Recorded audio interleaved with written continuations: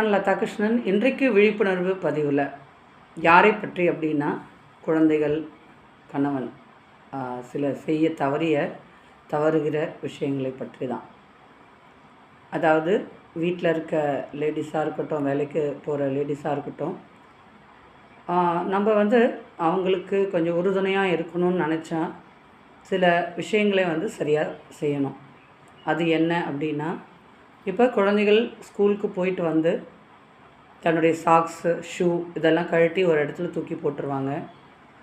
அதே போல் கணவனும் பார்த்திங்கன்னா தன்னுடைய உடைமைகளை போட்டுட்ருக்க ட்ரெஸ்ஸு ஓகே அதை ஒரு சரியான இடத்துல ப்ளேஸ் பண்ணாமல் அதை தூக்கி போட்டுடுறது.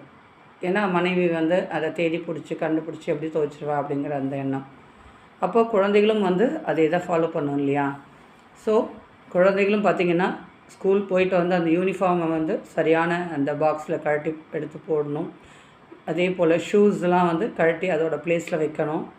தான் கொண்டு போயிருக்க அந்த லஞ்ச் பாக்ஸில் இருக்க வேஸ்ட்டெல்லாம் கொண்டு ஒரு பாக்ஸில் போட்டுட்டு அதை ஓரளவு தண்ணியில் வாஷ் பண்ணி அப்புறமா அந்த சிங்கில் போடணும். இது போல் விஷயங்களை செய்யும்போது அந்த வீட்டு இல்லத்தரசிக்கு பார்த்திங்கன்னா கொஞ்சம் வேலை சுலபமாக இருக்கும்.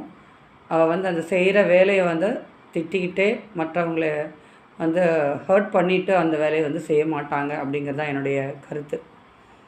இதை நம்ம ஒவ்வொரு நாளும் சொல்லத்தான் செய்யணும். சொல்லி அவர்கள் செய்ய நாம் தூண்டணும். இது நிறைய பேர் வீட்டில் நடக்கிறது இல்லை. அவங்க இஷ்டத்துக்கு தன்னுடைய உடைமைகளை கழட்டி போடுறது, தன்னுடைய பொருட்களை கொண்டு போய் சரியான இடத்துல ப்ளேஸ் பண்ணாமல் விட்டுடுறது.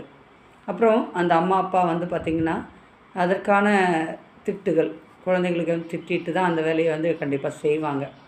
இதை நாம் குழந்தைங்களுக்கு கண்டிப்பாக புரிய வைக்கணும். நான் சமீபத்தில் ஒரு பதிவு பார்த்தேன். அந்த அம்மா சொல்லி கொடுத்த அந்த விஷயங்களை அந்த குழந்தைகள் சரிவர செய்கிறதா அந்த பதிவு போட்டிருந்தாங்க. அதான் நான் இப்போ சொன்னேன் இல்லையா? அந்த ஷூவாக இருக்கட்டும், தன்னுடைய யூனிஃபார்மாக இருக்கட்டும், அதை கழட்டி சரியான இடத்துல கொண்டு போய் சேர்த்துடணும். அந்த பாக்ஸ் அந்த லஞ்ச் பாக்ஸில் ஒரு மாதிரி வாடை வரும் இல்லையா? அதனால் அதில் இருக்க வேஸ்ட்டு கொண்டு ஒரு வேஸ்ட் பாக்ஸில் போட்டுட்டு அதையும் சும்மா ஒரு ரஃப்பாக ஒரு வாஷ் பண்ணி அந்த ஜிங்கில் போடணுன்ற விஷயத்தை அதில் பதிவிட்டிருந்தாங்க. அது மிகவும் கேட்குறதுக்கும் பார்க்குறதுக்கும் அது ரொம்ப நல்லா இருந்தது. அதை எல்லோரும் ஃபாலோ பண்ணோம்னா இல்லத்தரசிகளுக்கு கொஞ்சம் ஈஸியாக இருக்கும்.